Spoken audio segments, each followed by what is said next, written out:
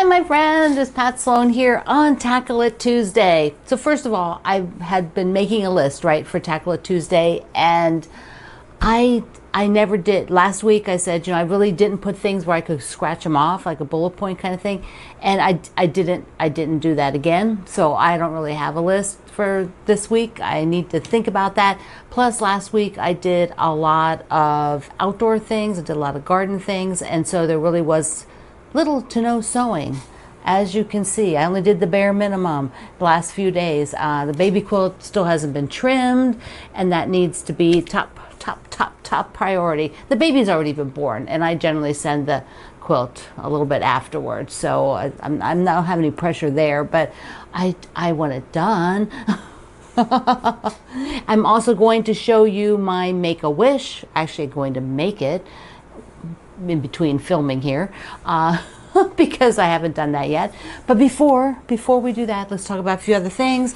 I have the Lucky. Let's take a look at the Lucky, the embroidery, and making these into little quiltlets. I like doing that. I mean, I know there's lots of ways to frame and finish off cross stitch, but it is not like a big deal for me, and these are not like heirloom pieces, so I enjoy just doing something easy like a little quilt. There we go. I gotta just tuck these, it bothers me, they're just like all wonky like that. Okay, so this is about what I think I'm going to do. Just a small inner border, and then this piece out here a little bit wider, and then there should be plenty of this. I'll use up most of this, I think, by the time I'm done. So I will use this for binding. Now I did fold under Mr. Lucky here to get an idea, and I have to measure, but I think I want this just a little bit wider on this side. I think it feels like these are too close to the edge compared to this side. Yeah, and I just put a few yellow sprinkles in here, the same color as that, but since they're singles, they're kind of like up close and personal sprinkles. You got to get close to see them. So that's what I'm going to do. That's the plan for that guy. Let me just move this. Now what I found is that when I'm doing cross stitch, I have to leave it out, and that's what I've been doing here. Do you see here? Like right here, I've been putting the cross stitch that I'm working on just on top, putting the pattern back here, and then these are floss in the drawers. That's what's in the drawers. This is all floss for things I would be working on, would or are. But if I have it out, I will actually stitch on it every day. But because Lucky got done a few days ago, I haven't gone back to stitching this one yet. And I'm debating, because I bought this small, I'm a cross stitch collector, pattern collector, but I bought this guy. And I think because this is tiny, that I will do this one first before I go back to the kitty. Or I might work on the kitty for a little bit, just to sort of move it forward a little bit. Maybe this week I'll work on the kitty, this guy that I'm doing with my friend Wendy Shepherd. I knew that wasn't right as soon as I started saying it. Wendy. Wendy and I are doing this one. But we both took breaks to do other things. But I think I'm going to do this guy. Now, Robin Pickens does fabrics. You might recognize her name, and patterns. And like on here, do you see how she did a little patchwork around this one? And then she ended up framing that, putting it in a frame. You can see there. But the pattern does not include this patchwork. She says on there that it's like in a separate pattern. So you have to buy a separate pattern. The Fat Quarter Shop, I didn't find it on there, but if I do, I'll link it. The other thing I picked up when I picked up that is I saw the little canning jar. I love canning jars, particularly the old blue ones. I have a few blue ones, like I just love them. So I had to get that. And then I have to tell you, I have to tell on myself. Do you ever think, like, has this happened, where you think you're sure you have an item, whatever that item is, and you look and look and look, and you look and look and look, and you can't find it, and maybe you look for a long time, like months or maybe even years, and you cannot find it, and so you end up buying it again? What happens often? You find it after you've bought it again. So I've been holding out because of that. I was sure I had these little pair of scissors, these really beautiful little scissors, the little teeny weeny snips. I was sure I had a pair of these, and I have probably looked for 2 years. And you know, I went through all my notions and all that stuff, and I never found it. And so I went looking around to see if these are made in Japan. They tend to be a little bit pricey. I've been given a few of them. I have a bigger pair here in yellow. They're gorgeous enamel. If you read up from the company, they do just a lot of work, a lot of workmanship on their scissors, and they have a few other things. But I really wanted I wanted my little snips, and I'm sure I have them somewhere, but they have not turned up. And so I rebought them, and they just, because I found a shop that, who knows, maybe they're not going to carry these products anymore. And so it was a decent deal on Etsy. They had one left, so I got it. I have not found the other ones yet. If they ever do show up, I will show you them with this. I will show you them side by side. But man, it's like, that is just so crazy, isn't it? When you are just absolutely sure that you had them.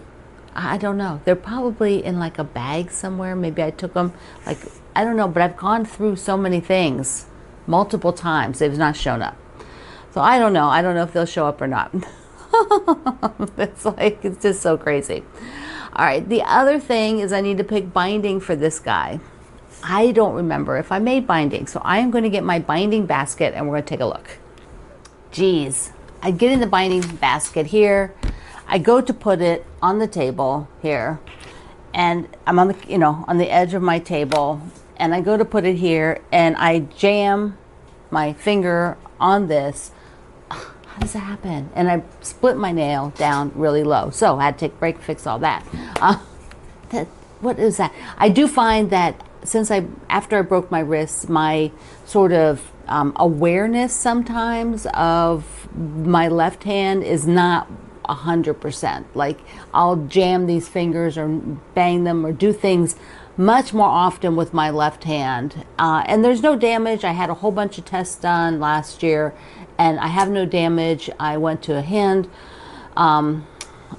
physical therapist, and he says it's like 95% there, which is kind of what I thought. And he told me, I could do a whole bunch of stuff for like 6 months or a year, and I probably would get it that other 5%.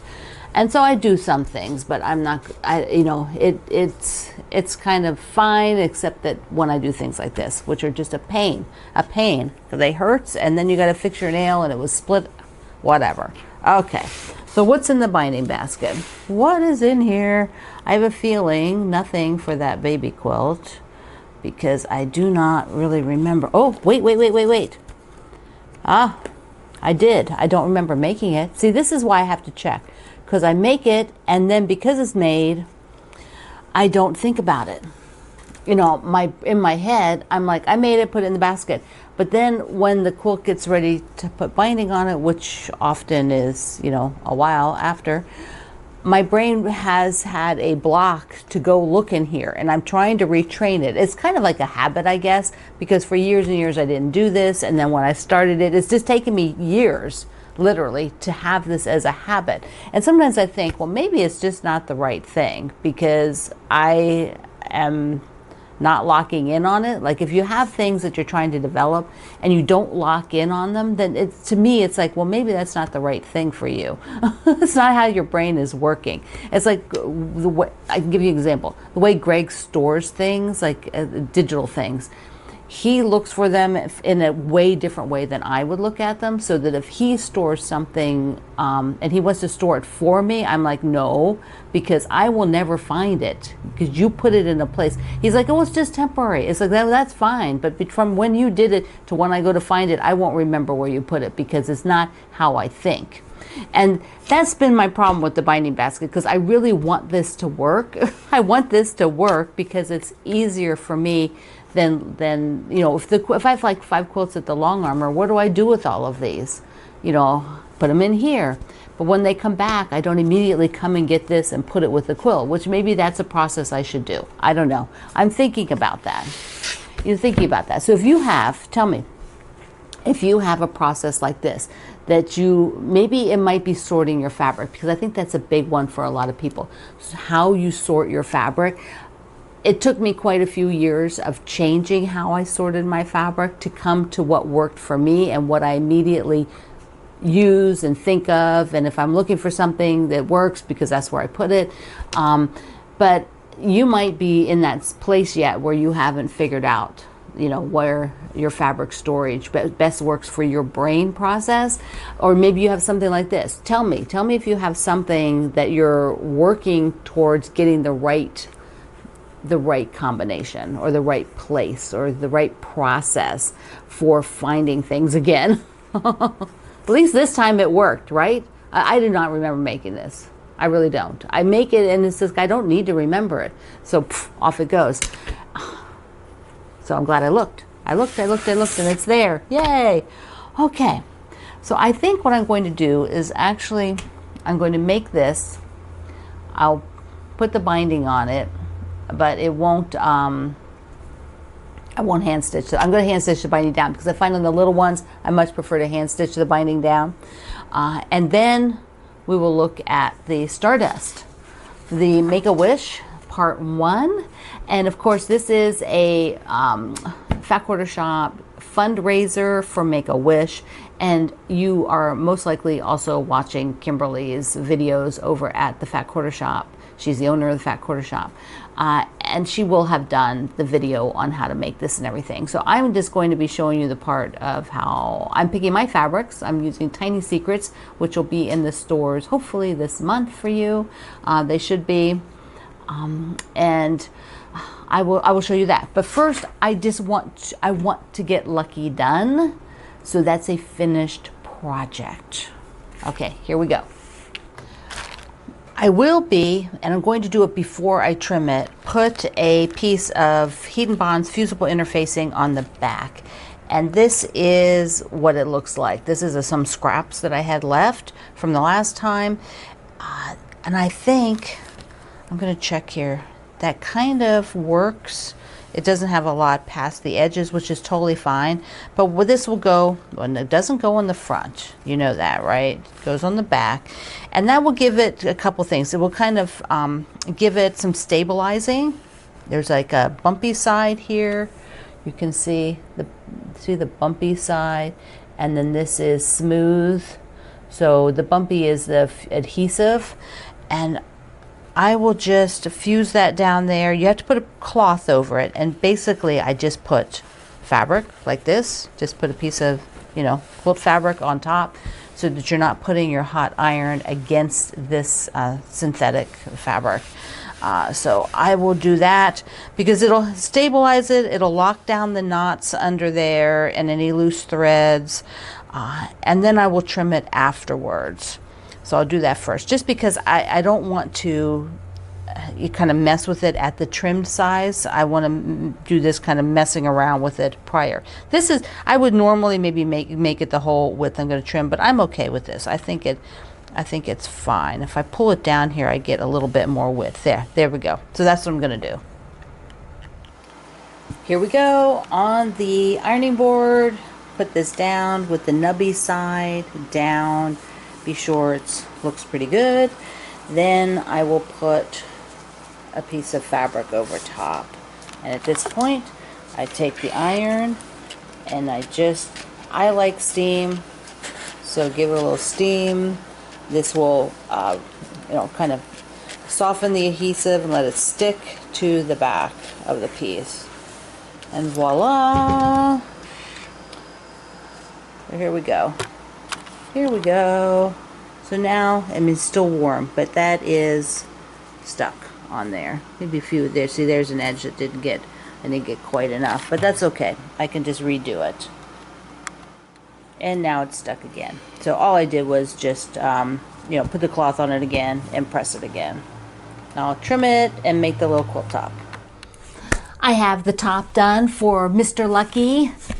Ta-da! Oh my goodness, it's so cute. This was just perfect. So fun to be able to find that. And I made binding. And while doing this, I did one of the 9 patches for the mini muffins. I don't know how many I have left, but several. I may be a third of the way through on making those. So here we go. I will work hopefully by Tuesday, if not by next Thursday. I mean, hopefully by Thursday. If not, it'll be Tuesday for sure. This little guy will be done. And I went and grabbed a little extra piece of this cloth that I saved to do the words. So I make a little word art piece too. And then I don't know if I'll make that a little pillow or just make it another little wall hanging. Who knows? Could make, you know, but I thought I might as well go and stitch it while I have it out. That one's really just, here, I'll show you again. In case you forgot, I want to do the one that just says here. The words, that one. And I'm going to do the shamrock with just X's like normal. That one's like a more satin stitchy kind of thing. I prefer to just leave it the other way. So I'm going to do that one too. Okay, so success. There we go. Spit it out, Pat, spit it out. Now on to Make-A-Wish. Oh no, wait, before Make-A-Wish. The Fat Quarter Shop has the Liberty Box pre-order going on. So you can pre-order for a few dollars, and then when it comes in, you can decide whether you want to purchase it or not. But that also reserves your box because they only make a limited amount of these mystery boxes, and the Liberty boxes never fail. They are always spectacular. I mean, it's my opinion anyways. I've done some really amazing things from their projects. I just really love the Liberty box. Now, I want to explain the affiliate thing on these pre-orders to you for those of you who like to help support me by using my link to make your purchases at the shops that I work with. If you're doing a pre-order, I get an affiliate in commission, and a commission. The affiliates is just commission, so I get a commission. Many of you all know what a commission is. You either get them yourselves for your job, or you have family members that work on commission. So the commission is just on the pre-order price, those couple of dollars. When your box comes in and you go to purchase the entire thing, you pay your full amount, what you need to do is go and use one of my links to get to the Fat Quarter Shop so that it tags me again, because the tag does not stay. It is many weeks before the box will be shipping, and the tags only last a day or so, tagged to your order. So if you do that for me, then I do receive the full commission on the price. So anyway, that's how that works. Now we're going to do Stardust, which is right there, the full quilt. And I selected to do mine in Tiny Secrets with all the red and pinks to do something a little bit different. My quilt will also go as a fundraiser for the Fat Quarter Shop's Make-A-Wish. And if you haven't done a donation and then picked up your patterns yet for this month, this month and next month, it's just 2 installments. So let me show you my fabrics. I am going to do the bottom in this print here, which has got the larger florals, and it has critters. There's an owl, there's a bird, there's mushrooms. So that will be all of this part, the darker. And then I will use, then it'll be, of course, the white is with Tiny Secrets. And then I will do this light part up here, this like the upper part with the red and pink gingham. So we've got sew and flips and half square triangles, squares. Remember, you can go watch Kimberly if you want to watch her stitch it. I will cut some of mine out and show it to you, and then stitch it up for final. I cut them all out, just set them up here because they're pretty large blocks, squares, pretty large squares. So I wanted to just be sure I could count them out, get them all in one spot so I could see everything. So there we go. This is all ready to go. What I'm going to do is put on some YouTube videos and get a coffee and sew this up. Here's where I am now, getting the layout for the bottom. Oh, it's looking so adorable. Look at the little mouse I have in here in Tiny Secrets. It's the little bird. So cute, so cute. Love, where's the one star? Where's the one flower? Like this one. I love this flower. Love it, love it, love it. Okay, so there we go. I am going to stop here. Let me just switch over to the other camera. So just like in your life, my life is a real life, and it is about 5 o'clock, and there's a lot more to do to get section 1 finished. So I will keep working on it, probably show you. We'll see what I have when I film tomorrow's video. There's probably a break with my actual filming days due to me having to have do some other things, and so I think I can sew a little bit, but maybe not finish it. So I'll just show you where I'm at on tomorrow's, and on Thursdays I should have it done. Oh, that's the plan. But you know, if it doesn't work, it doesn't work. I'll get it then the next week. But I'll just keep showing you how the progress is, because it's real life. This is the way we all are. Things, you know, you don't get to sew huge gigantic chunks of time often, and I don't really enjoy that. I get a little bored if I'm sewing for hours. I just like to sew for a little bit, then go do something else. You know, that's just the way I am. Okay, my friend, I love you. Mwah. Thank you for being here in the Sloan Zone. I will see you online.